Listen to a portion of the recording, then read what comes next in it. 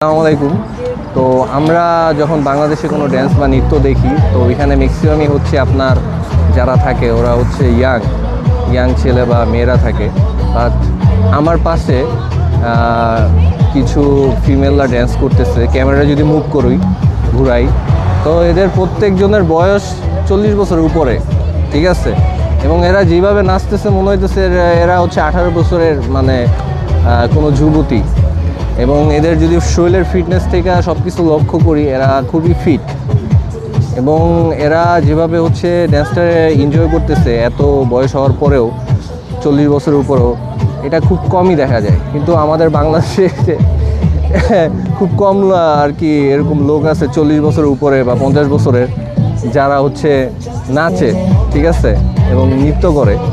এবং তারা যেভাবে নাচতেছে এটা খুবই আর কি স্পেশাল না, কী বলি, মানে খুবই ফ্রি মাইন্ডের এবং হচ্ছে এনজয় করতেছে।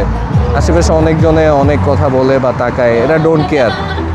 এরা এদের মতো হচ্ছে এদের ভাষায় কথা বলে এবং এনজয় করতেছে।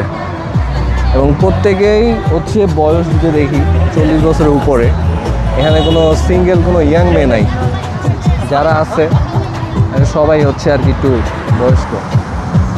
যাক, জিনিসটা ভালো লাগলো আমার কাছে, ভাবলাম এটা নিয়ে একটা জিনিসটা শেয়ার করি, এই জন্য এটা নিয়ে একটা ভিডিও বানাইলাম, ঠিক আছে। আমাদেরও আসলে উচিত এইভাবে হচ্ছে শরীরকে ফিট রাখা, ঠিক আছে, প্রত্যেকটা বয়সকে উপভোগ করা। যদিও একটু গরম এই জায়গায়, প্রচুর গরম, ঠিক আছে। দেখা যায় প্রত্যেক দিন 44 ডিগ্রি 45 ডিগ্রি থাকে, সন্ধ্যার পরে একটু গরমটা কম, তবুও ভাবছে একটা গরম থাকে।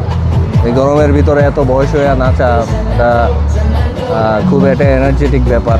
এটা খুব ফিলিপাইনিদের ভিতরে ভালো আছে। আশা করি সবাই